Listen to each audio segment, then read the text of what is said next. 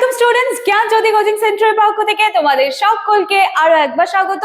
আশা করছি সকলে ভালো আছো, সুস্থ আছো, এক্সামের প্রিপারেশন কিন্তু নেওয়া শুরু করে দিয়েছো। আজকে আমরা আলোচনা করব যে বিষয়টা নিয়ে, সেটা হচ্ছে POA, প্রোগ্রাম অফ অ্যাকশন 1992। ঠিক আছে, তো এটা নিয়ে কিন্তু আজকে আমাদের ক্লাস বা আলোচনার বিষয়। ক্লাস বা আলোচনার বিষয়ে যাওয়ার আগে একটা ছোট্ট ইনফরমেশন কিন্তু প্রত্যেকদিন আমি তোমাদের সাথে শেয়ার করে থাকি।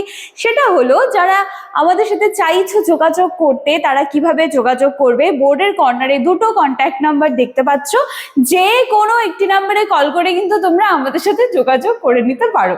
ক্লিয়ার? আচ্ছা, এরপরে আমরা চলে আসছি কোর্স ফি স্ট্রাকচারটা। দেখো, ভীষণ সিম্পল ফরম্যাটে কিন্তু রয়েছে।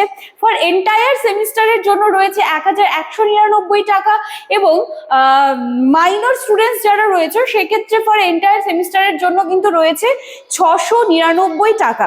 ঠিক আছে, এই হচ্ছে কিন্তু পুরো বিষয়টা। অ্যাডমিশন প্রসেস আমাদের এখনো চলছে। তোমরা যারা চাইছো আমাদের সাথে যোগাযোগ করতে, বোর্ডের কর্নারে দুটি নাম্বার দেখতে পাচ্ছ, যে কোনো একটি নাম্বারে কল করে কিন্তু যোগাযোগ করে নিও। চলো, অতিরিক্ত কথায় না গিয়ে প্রোগ্রাম অফ অ্যাকশন নিয়ে কিন্তু এবার ক্লাস শুরু করা যাক। চলো তাহলে, প্রোগ্রাম অফ অ্যাকশন যেটাকে আমরা কি বলি, যেটাকে আমরা POA 1992 বলি, তাহলে এই জিনিসটা কি?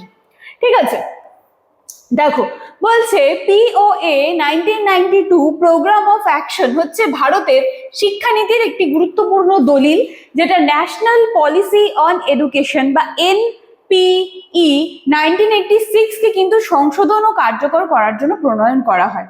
1992 সালে এই যে NPE, এই যে 1992 সালের যে NPEর কথা বলা হচ্ছে, এই NPE তে কিছু কিন্তু চেঞ্জেস এর প্রয়োজন ছিল। তো এই যে NPE তে পরিবর্তন আনার পর সেই পরিবর্তনগুলো বাস্তবায়নের জন্যই কিন্তু এই যে POA বা প্রোগ্রাম অফ অ্যাকশন তৈরি হয়। তার মানে কি হলো, 1992 তে প্রোগ্রাম অফ অ্যাকশন এলো। কেন এলো? এখানে বলছে যে NPE তে কিছু সংশোধনের প্রয়োজন ছিল, তো সংশোধন করে কিন্তু এই যে POA এটা এলো, এবং POA তে যে পরিবর্তনগুলো এলো POA এর সাথে সাথে, সেই পরিবর্তনগুলোকে বাস্তবায়িত করার জন্যই কিন্তু এই যে প্রোগ্রাম অফ অ্যাকশন তৈরি করা হলো। ঠিক আছে, তারপর চলে আসি আমরা POA 1992 এর মূল উদ্দেশ্য কি ছিল? যে শিক্ষা ব্যবস্থা, ঠিক আছে, এডুকেশন সিস্টেম, সেটাকে কিন্তু আরো এফেক্টিভ করতে হবে, সেটাকে আরো বাস্তবমুখী করতে হবে, এবং সেটা যেন সকলের কাছে, সেটা যেন সহজলভ্য হয়। ঠিক আছে, এই উদ্দেশ্য কিন্তু ছিল। তো এটি বিশেষভাবে ইউনিভার্সালাইজেশন অফ এডুকেশন, মানে কি? মানে হচ্ছে সবার জন্য শিক্ষা। ঠিক আছে, সবার জন্য শিক্ষা নিশ্চিত করার উপর কিন্তু জোর দেওয়া হয়, এবং প্রাথমিক শিক্ষাগুলো যেগুলো রয়েছে সেইগুলোর লক্ষ্য কিন্তু নির্ধারণ করা হয়। ক্লিয়ার আছে? আচ্ছা, এই পরিকল্পনায় প্রাথমিক শিক্ষার উন্নয়নকে সব থেকে বেশি গুরুত্ব দেওয়া হয়।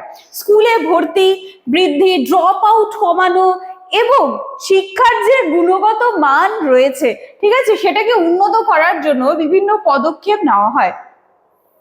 অপারেশন ব্ল্যাকবোর্ড, এটা কিন্তু আমরা কম বেশি সকলেই শুনেছি। এই অপারেশন ব্ল্যাকবোর্ডের মাধ্যমে কি হয়েছে, স্কুলগুলোতে মানে একদম ন্যূনতম যে অবকাঠামো, মানে কি, মানে শিক্ষক, ব্ল্যাকবোর্ড, শ্রেণীকক্ষ ইত্যাদি, এইগুলো মানে থাকতেই হবে, এইগুলোতে কোনো রকম কম্প্রোমাইজ কিন্তু চলবে না।